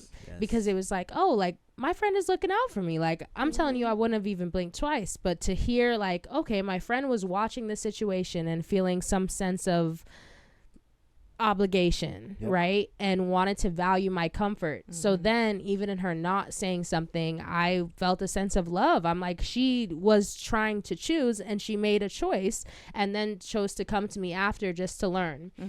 And so I feel like that is like really, really important, because we did have a situation. Someone was like urging me to do something, and Tyrena, like a lot of people know, I'm very self-sufficient. So I'm not afraid to speak up. But that was a situation where I was just kind of like allowing that person to be who they were while they were kind of trying to put pressure on me. And I just appreciated knowing that, you know, I had people there, because I had a similar conversation with Matthew after. So it felt good to know I had people there who were watching the situation, taking notes, and there to, you know, protect me if necessary. So And, you know, I feel like sometimes ask questions that even if you're not in that mindset, you know, ask anyway. You know, I think we had that conversation. And everything was good. And I was like, hey, you still attracted to me? You know, like, just because you could be going down like a whole different path that I don't really know about, because I'm over here in La La Land, you know? So it's like random checkups. It's like oftentimes she'll be like, hey, are you okay? You know, do you need anything? Or, you know, like, where are you at mentally? You know, it's like having those checkups, because just because you're in this certain mind space, your partner might not be there. You know? And those questions are hard to ask us at times, but it's like it gets easier the more the better you're received, the easier it gets. So sometimes it is just like, are we good, or how are you feeling about us? You know, and opening the space for that. And You do still it while attracted you're to me? high and low. You sure? Okay. Making sure. But yeah, like it's important that you do it when you're high and low. Because if you're Yes. low, you know, you feel like you're receiving it, you know, you might not receive it the best way possible Yeah. because you're in this space. So if you ask him when you're high, it's like, well, I know like I'm in a good space, you know, so this might be something that I really couldn't control or you Yeah. know, so That's you said something right there. High and low. yeah. Yeah. I had to recognize with Flo is I can have a conversation anytime, any day. Like, let's go. For me, I recognize that Flo, she kind of needs preparation in moments where it's like, all right, hey, I want to talk about this, and we'll talk about it in preparation. Or if it's gonna be spontaneous, it has to be in a high moment. We're chilling, we're at the park, whatever. Hey, how you feeling? And then it's also how you ask it. How are you feeling about this? You know, because I know da. And then she's more apt to be honest because she doesn't feel like she has to be on the defense. She feels like this is just a general conversation. This isn't nothing to take serious. And learning that about your partner is everything, and actually applying it. So I love that. Yeah. I love that. The other questions y'all kind of already asked through this discussion. So the next question I wanted to ask is, how do you balance individual autonomy with the shared aspects of your relationship? I would say understand and be comfortable that y'all don't have to mix all the time. And of course there's gonna be things like, hey, I would love for you to get into this, you know, but if your partner is not into a certain thing, or When you say get into this, what do you mean? so TV show, you know, like I'm a big Marvel fan, you know, I'm like, hey, we gotta watch this, you know, and then like sometimes she's not feeling it, I'm like, cool, you know, but some people, they'll take it offense. It's like, you're not trying to meet me in my world, you know. But what's another example? Preferences, we like different foods. I like sweets. Always trying to eat the same thing, or trying to, it's like you really enjoy your time with this person already, so then you want to include them on everything that you do, and if they don't want to be included on something, that can feel offensive. It's like, but I care about it, you know. But that's a part of growth, I think, in general in life, just recognizing like that sameness is a super positive thing, and differences are also a super positive thing. And then you have time to spend away from each other, and then you can tell me about something I don't already know about because we didn't go through it together. And I think for me, the part of that was I spoke a little bit on the last question, but just learning not to ask people to be different. So I feel like that relates to that to me most. Like, I had to learn that as a general lesson for all my relationships, because I really would expect, like, if I tell somebody that I don't like something, it's up to them to stop doing that thing and start doing what I like in order to satisfy me. And I really lived like that, you know, and I a lot of people do.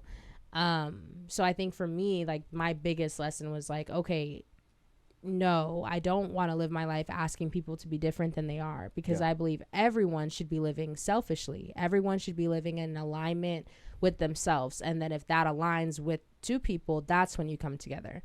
So for me, it was like learning, okay, I don't want to ask him to be different. So how do I communicate that I don't like things? Because I'm still allowed to do that. I should still be allowed to do that. So for me, it was just finding my footing with like, okay, there's a difference between telling somebody they need to change and communicating your emotional response to something that they're doing, and then allowing them to decide if they want to keep doing that thing. So for like hard things, I would say that was my learning area. And in other parts of autonomy, I feel like we're just like fully accepting. Like, I feel like Matthew is very like much allowing of me to be my truest self. And he's always pushing me in the direction of who I am and who I feel I am and who I'm growing into. And there's really nothing that I've ever told him that he's not supported. So it feels really good that has not been my experience in my few past relationships. So it's like very refreshing and it feels like just a lot of love to be accepted, and to like also have him be excited about personal decisions I'm making that have nothing to do with him. Things that won't benefit him in any way other than seeing my happiness, you know, and alignment. So I think we do really good with personal autonomy and like coming together with that. There's something that I want to bring up about that, but I want to ask y'all the same question first before I do bring that up. How do you balance your individual autonomy? Shoot, I say we're still learning. Yeah, I feel like we're both like I wouldn't say complete opposites, but as far as how like he's very much I want to go do something every single day.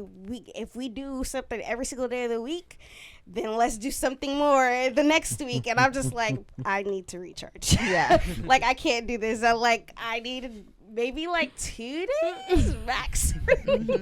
And so there was a time in our relationship where I was like, he was just like, we don't do anything, da da da. So I was like, fine, let's do something. And then it was kind of like we were doing something like every day. And I was like growing resentment because I hadn't communicated like, look, I understand that there needs to be like, we need to do this, but I'm struggling heavily doing this. Like, this is not something I'm used to. This is not like my body, like my mind, whole personality does not work with this.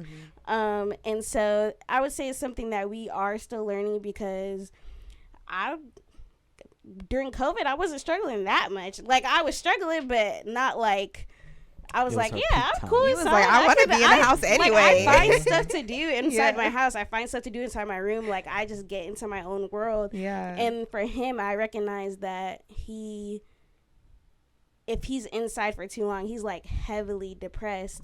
And so I've been working on like, okay, even though I'm fine right now, I know that this is not okay for him. So I need to do my part in making sure that he feels okay with, okay, we'll go, or he doesn't have a problem saying, hey, let's go do this or let's go do that. And I'm not presenting an issue. And as far as like quality time, because I'm okay with being by myself, feels to him like, oh, you don't want to be with me. That's not really the case. It's just like kind of, we do spend a lot of time together. So for me, the way that I rationalize it in my head, it was like, okay, I could spend like 2 days by myself. It's okay. But for him, it's like, well, you can at least communicate that you miss me or do whatever, and, you know, connected to a lot of stuff of how we grew up differently and everything like that. But I would say it's definitely, we're getting there almost. This is both realizing what we need and being okay with the fact, like how you were saying, Sparkle, about letting people be okay with you being okay with whatever that person has going on and communicating with them and presenting an option instead of being like, hey, we're going out or we're just not going to be together. So yeah, I would say with respecting each other's autonomy, we are definitely each other's best friend. And so, you know, we do everything together. I would say for me, it's definitely a challenge when it comes to realizing that maybe y'all don't have that thing in common. Maybe y'all don't like doing that together. And it's a challenge because, you know, you want to do or share this moment with your best friend. You want to do everything with them. Even though you may have friends outside of the relationship, it's like, I don't mind going to, let's say, a football game, you know, with my boy, but I would love for you to come as well, you know, because it's just a different level of connection. And so I think the biggest thing that we've been learning is that sometimes it's not that for the both of us that we don't want to do that thing.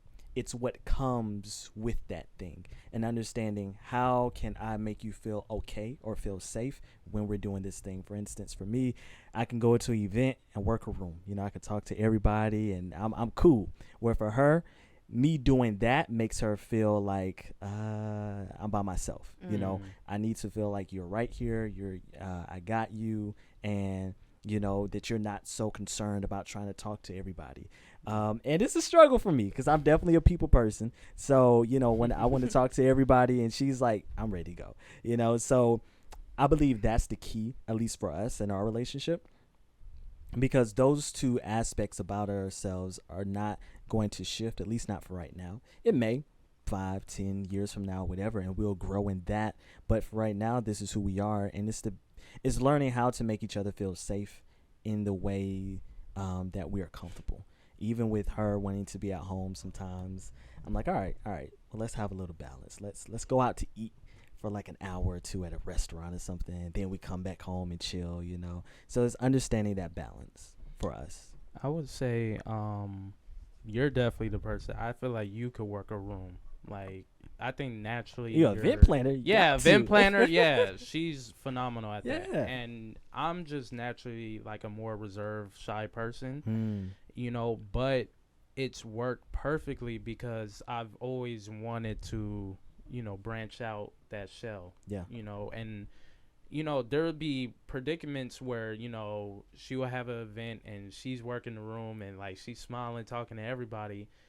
And then I'm usually around your friends, like, so I don't know anybody. So I'm like, I'm kind of on the island over here. But it allowed me to, try to test the waters, like say, hey, how you doing? Introduce myself. And then we've done it, a couple of times where it feels like now I kind of have that ability, and I'm glad that I opened myself up to that, you know, and it's not saying that's going to work with everything, but at least like, give your partner a chance, trust I would them. say he definitely helped me open up because before I met him, I was definitely like, okay, I'm not talking to nobody. I don't care if I'm not talking to nobody. I'm fine by myself.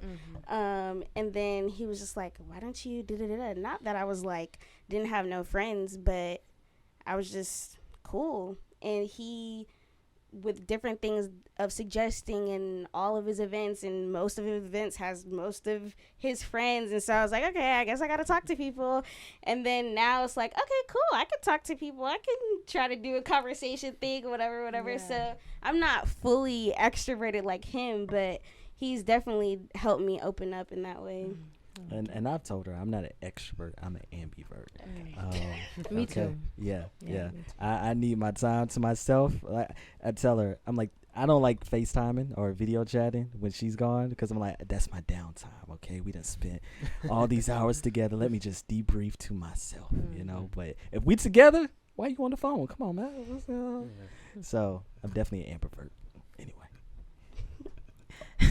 That's funny.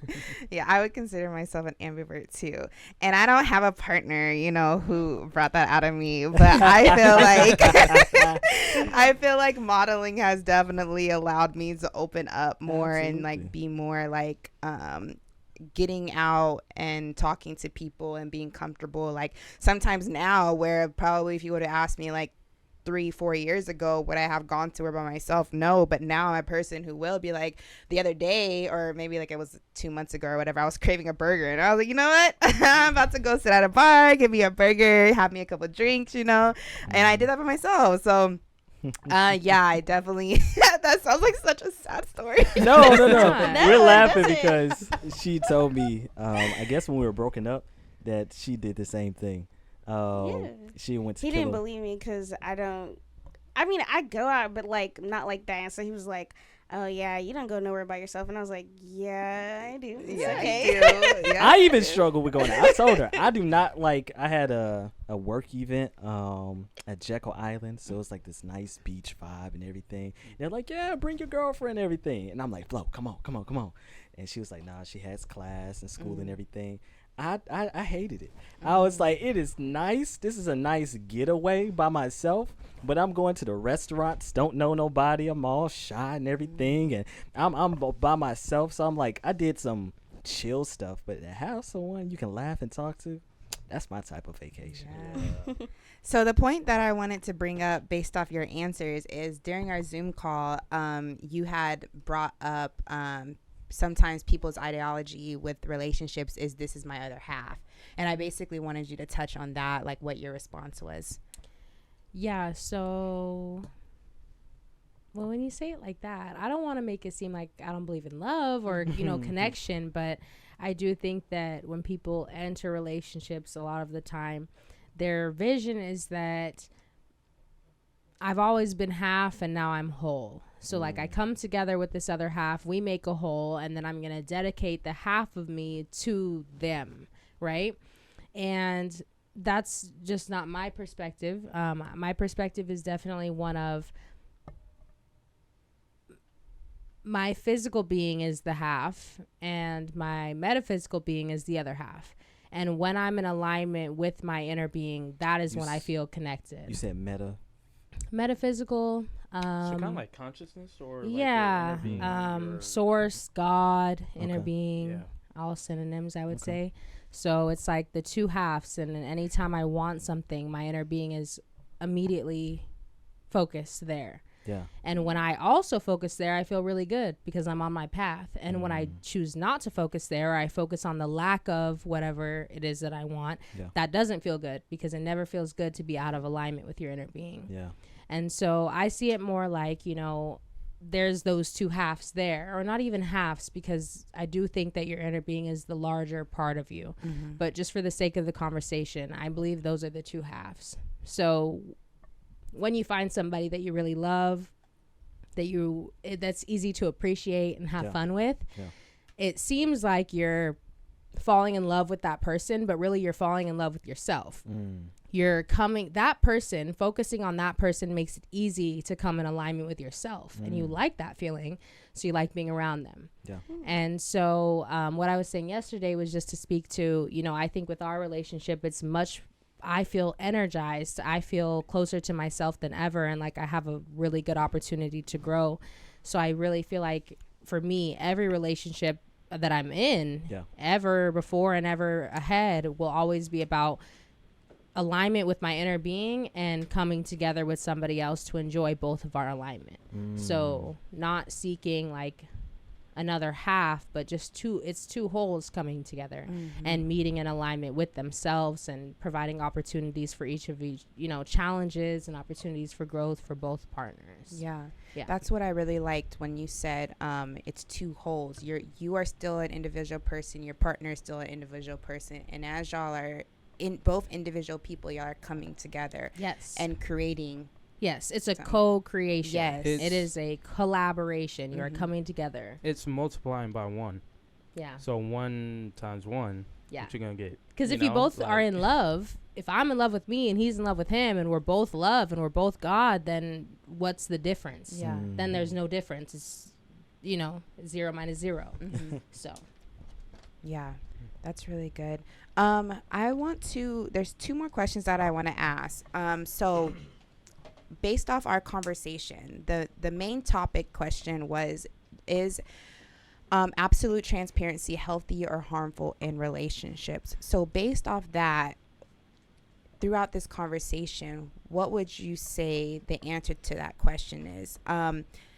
So let me ask the whole question. In the context of transparency, do you believe absolute openness is essential in relationships, or are there boundaries that should be respected? Me first? Sure, go ahead.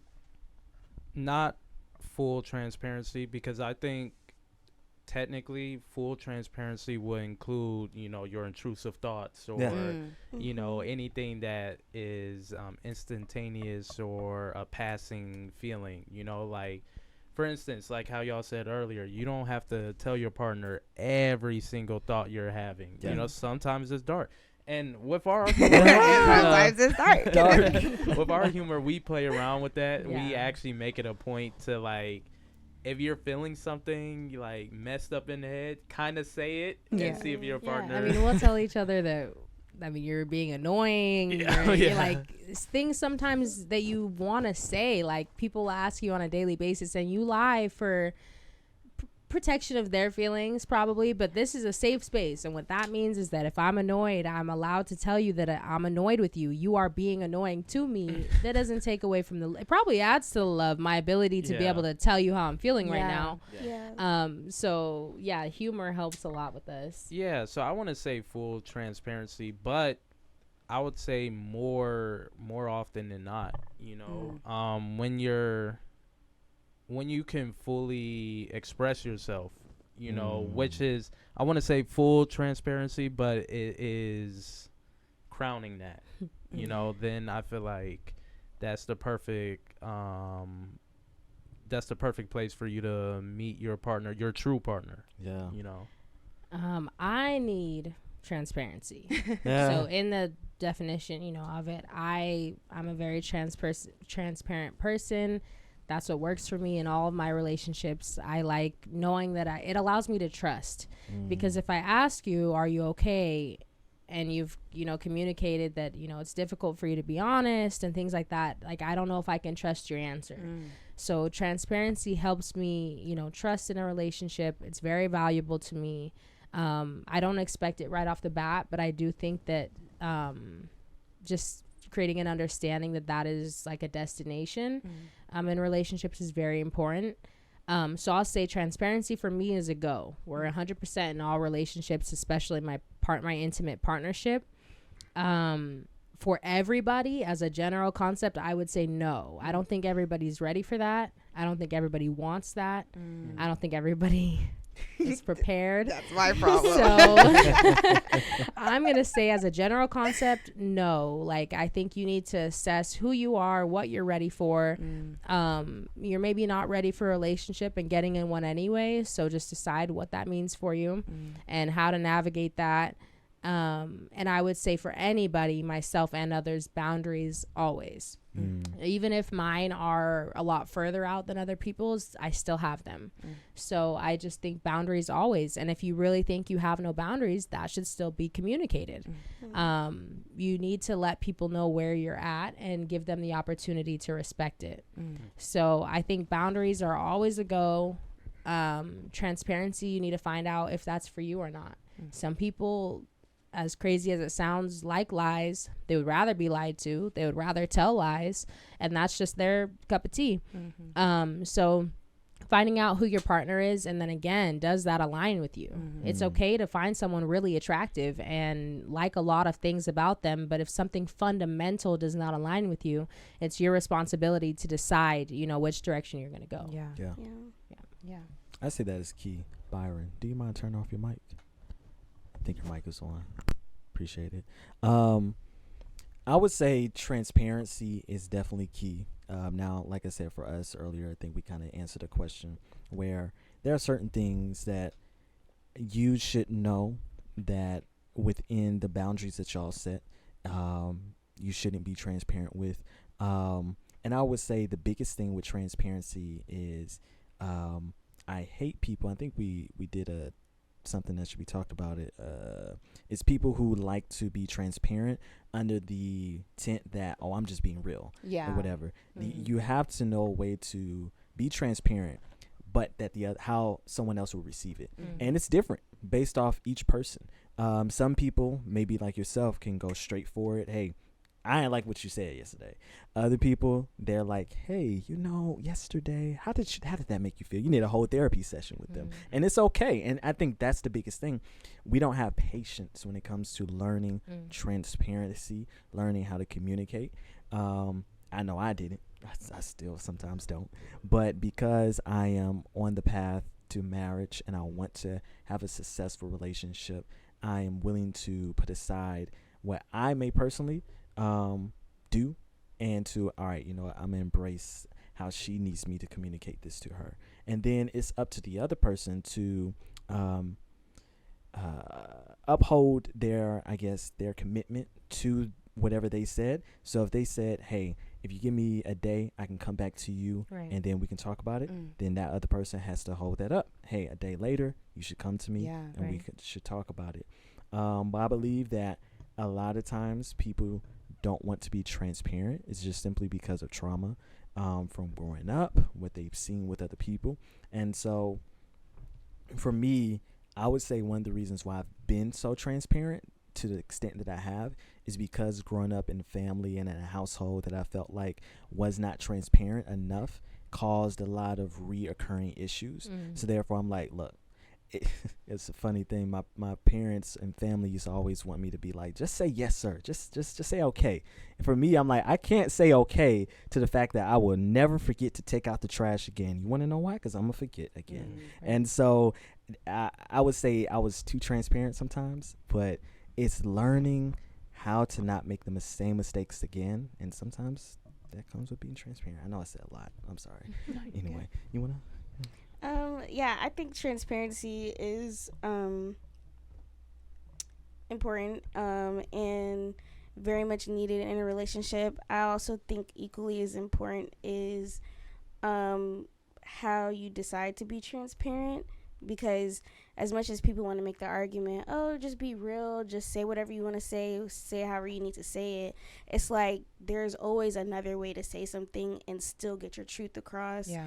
And especially when you know that the original thought that you had is very much hurtful to the person, and even though it's the person's job to know that you're coming from love, it's like, how long can a person sit there and take your beating just because you want to be real? Just rephrase it however you need to phrase it, and the person needs to provide a safe space for you to be able to be transparent. And on top of the fact that just because you may personally feel like it's not that big of a deal, or this is not how you would react to something, make it a safe space for your partner to be able to share their emotions and their feelings about something, because that can also lead to a person not being transparent. If I feel like when I feel something, you think it's stupid, or you think it's irrelevant, or it's not valid, I'm not going to be transparent, because it makes me feel like, okay, well, you don't think anything I think is important, or you won't receive anything. So I think very much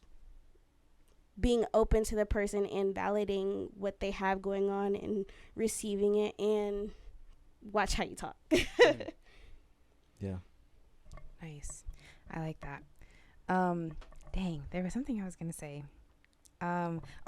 Back to what you were saying. I said in a couple episodes ago that there's like a million ways to say the same exact thing. Yeah. So depending on how you want to go to a person, like, you have to choose within yourself how you want to come about. Do you want to be, I think in the episode I was like, do you want to be an a-hole, or do you want to actually find some common ground and understanding with that person? Yes. So you can definitely choose how you can say things. And then there was something else that I wanted to say. But I can't remember right now. The last question, and it can be just very brief. Outside of communication, is there any advice that you can give to somebody to maintain a healthy relationship or thriving relationship? Yeah. I would say we have a thriving relationship. This is a really good relationship. We are really as good as it can be because we're so open with each other. So the first advice that comes to my mind is decide if you're not in one, or if you're already in one. I think a good question for a lot of people is, am I in a good place to be in a relationship? I think a lot of people who shouldn't be in relationships, but not by my judgment or perspective, but by their own, if they really thought about it, should not be in a relationship. I think they are, because people think that's just the social norm, and at some point you should be in a relationship, and have to get married, so have to date to do that. But people aren't always ready for that. Yeah. So I think it's important I did that with myself before we got together. A big part of the reason that, we were loving each other's vibe, loved being together, but it wasn't more than that, was because I was not afraid to say, I'm not ready for a relationship. There are some parts of me and some traumas in me that are not healed yet, and I don't think it is somebody else's responsibility to try and heal those. I think I should heal them myself and then step into a relationship. So I think that's a really good question for people to ask themselves. And then I would say everything is about you, just in life, but in relationships, everything is about you. This is a world of alignment. There's no assertion. So you can't blame anybody, and it's nobody's fault. And it's not your fault either. You be a good friend to yourself. Like I tell you often, be a friend to yourself. When a child falls, you don't call them a moron and tell them to get up. You're understanding that they're learning to walk. So it's just doing that with yourself, but just, being aware, and looking internally, finding out why you're triggered by things, and not always looking for, why did they say that? Why did they do that? Are they trying to hurt me? It should be why did I feel that way when that was said? And why did I respond in that way? And why did that hurt me? And then you can, talk to your partner. And I had moments where I did that. I went to him and I said, hey, look, I am 100% aware that this is me. This is me. I responded this way because I have a soft spot, and this is a little bit about my past and who I am and how I got here. I'm just barely acknowledging it, but I have not come up with the solution yet, and I'm communicating. So putting that on the table for him so that he just knows where I'm Where at. you're at, yeah. Yeah. So, but I'm not making it his responsibility to heal me or to solve to solve any problem. I'm letting him know this is still very much my responsibility and something that I'm dealing with, but I do want you to know where I am at and how I'm feeling. So yeah, I would just say in general, recognize if you are ready for a relationship at this time, or if you need some time to grow and evolve into a person who is ready for one. And then additionally, like, everything is about alignment. So anybody who is doing anything to you is an opportunity to answer a question that you're currently asking, an opportunity to grow, an opportunity to be better, to be more honest, to be more of whatever you're trying to be. So not looking to blame your partner so much, looking within after pretty much everything. Great sex. It helps. It really does help. There's a lot of things that you can get over, I mean, that is true.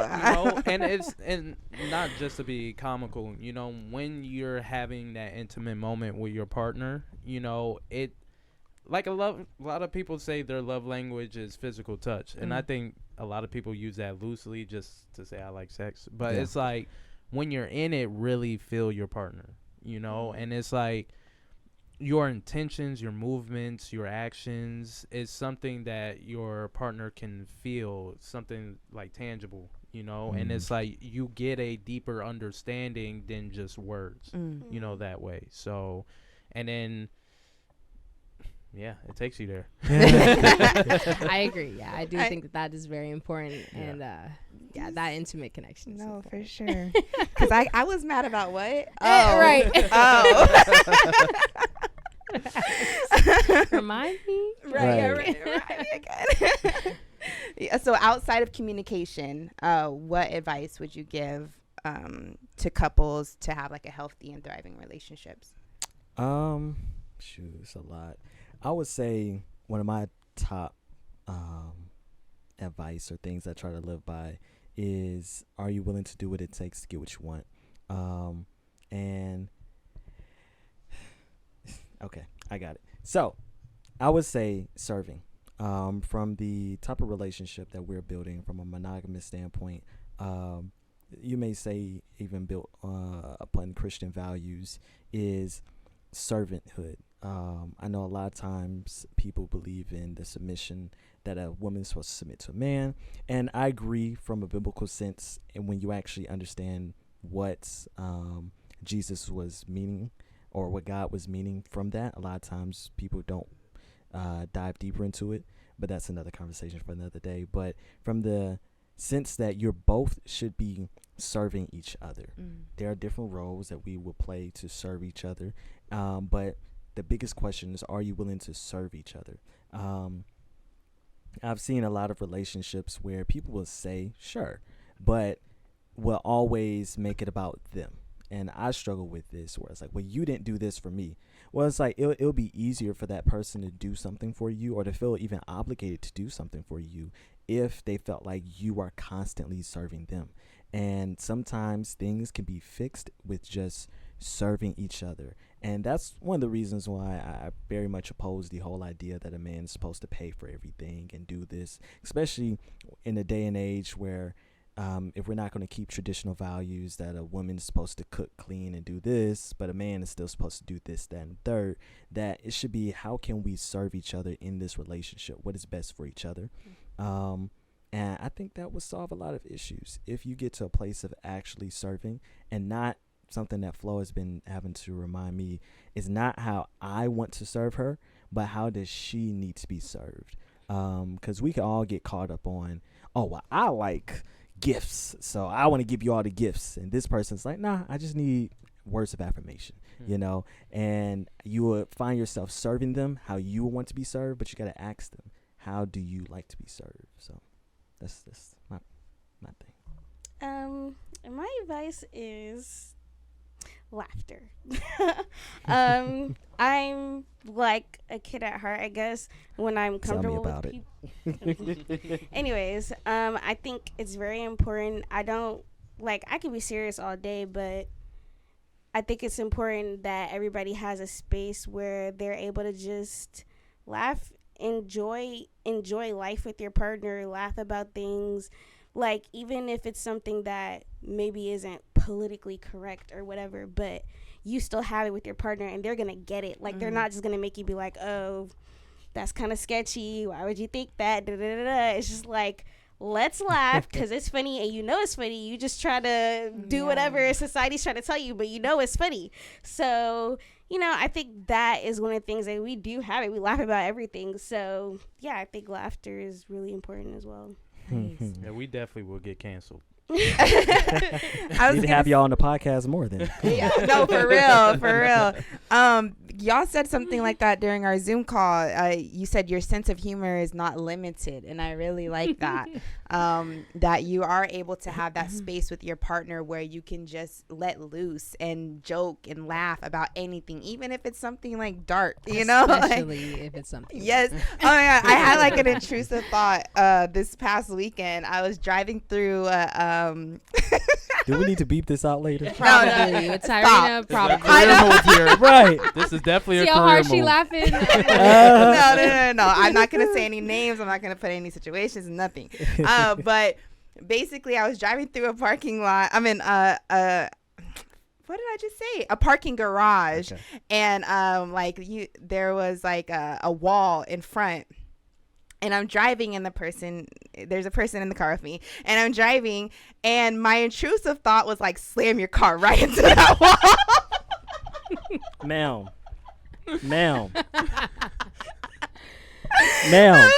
Like, I didn't tell her that in the moment, but like afterwards, we were like just talking, and we just casually mentioned something about intrusive thoughts, and I was like, honestly, I was like, when we was in the parking garage, my intrusive thought was for sure slam this car into This that is not wall. GTA, okay?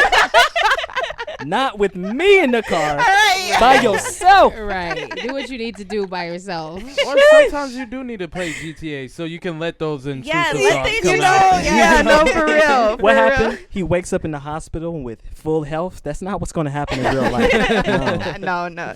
Yeah, no, that's just funny though. But it was the reason why I brought that story up is because it was a space for me to be able to talk to her about it. Like, Yes. I had this intrusive thought. That actually ends the topic of the day segment. I really appreciate y'all coming in and having this discussion and just sharing y'all's perspective and whatnot. And like I was telling Shabach, the reason why I even wanted y'all to come on the show is because when I look at y'all relationship from the outside in, like, girl, I love you.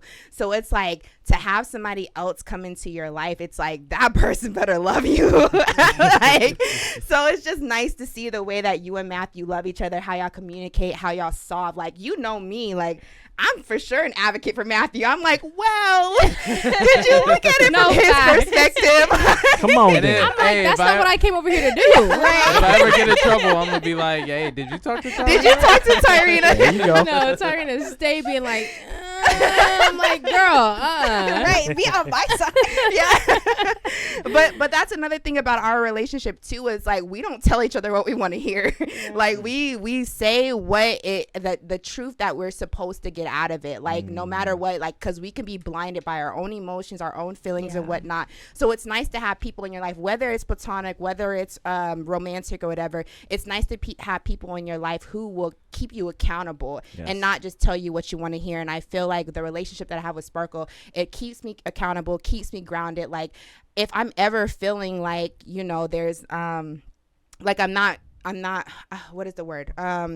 If there's ever like a situation where it's like I'm not connecting to my source, like I can talk to Sparkle and she's like, she can tell me certain things and it brings me right back. And I'm like, oh yes, that is what I believe. Like I know that. So it's just like hearing that again, like having somebody, and that's good when you're in relationships, any relationship that you're in, it's good to have somebody like that. And I touched on that like a couple episodes ago or whatever, just having somebody in your life that will keep you grounded in what you believe in. Yes. But yeah, honestly, like, how are y'all feeling? Because I feel like that was kind of long. Do y'all want to go into the training topics or what? It's up to our guest. Calm down. Byron, how long have we been recording? 5 minutes Oh, that's not as bad as I thought it was. Mhm. Okay, we've had okay, cool. Yeah, so our next segment is the trending topic, so we can go in. Oh, just kidding. Funny bone. Just kidding. We're going to Funny get into our funny bone. bone.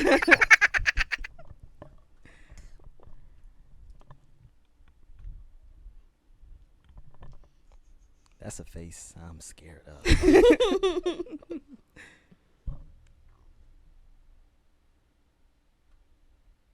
God's name? Howard. Who? Howard. Howard? How do you know his name is Howard?